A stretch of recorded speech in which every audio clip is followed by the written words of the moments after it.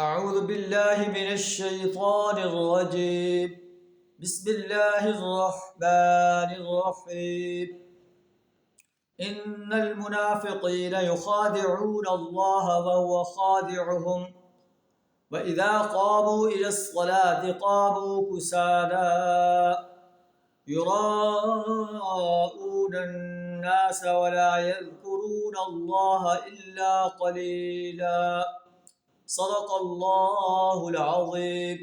سورہ النساء آیت نمبر 142 آپ کے سامنے تلاوت کی۔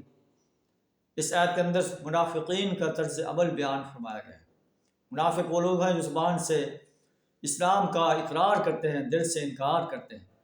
اللہ فرماتا ہے کہ ان المنافقین یخادعون اللہ، یہ منافق اللہ کے ساتھ دھوکہ بازی کر رہے ہیں۔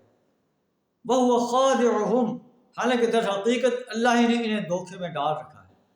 وَإِذَا قَامُوا إِلَى الصَّلَاةِ قَامُوا كُسَالَىٰ، جب نماز کے لیے کھڑے ہوتے ہیں تو بڑی سستی سے کھڑے ہوتے ہیں۔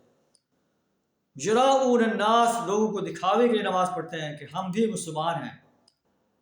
وَلَا يَذْكُرُونَ اللَّهَ إِلَّا قَلِيلًا، اللہ کو بہت کم یاد کرتے ہیں۔ مُذَبْذَبِينَ بَيْنَ ذَلِكَ لَا إِلَىٰ هَٰؤُلَاءِ وَلَا إِلَىٰ هَٰؤُلَاءِ، ایمان اور کفر کے درمیان مذبذب ہیں، نہ سچے مومن ہیں اور نہ صحیح معنی میں کافر ہیں۔ وَمَن يُضْلِلِ اللَّهُ فَلَن تَجِدَ لَهُ سَبِيلًا، جسے اللہ گمراہ کر دے اس کے لیے تو کوئی تم راستہ نہیں پا سکتے۔ یہ منافقانہ طرز عمل ہے کہ اللہ کو دھوکہ بازی دینا، نماز کے لیے سستی سے کھڑے ہونا اور دکھاوے کے لیے نماز پڑھنا۔ ہم بھی اپنے گریبان میں جھانک کر دیکھیں کہ منافق تو اپنے آپ کو مسلمان کروانے کے لیے مسجد نبوی میں باجماعت نماز ادا کرنے آتے تھے۔ کیا ہم بھی باجماعت نماز ادا کرنے کے لیے آتے ہیں؟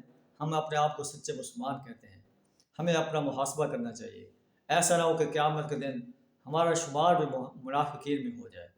اللہ سے دعا کریں ہمیں سچا مومن، سچا متقی، سچا محسن بننے کی توفیق عطا فرمائے۔ تو آخر دعوانا الحمدللہ رب العالمین۔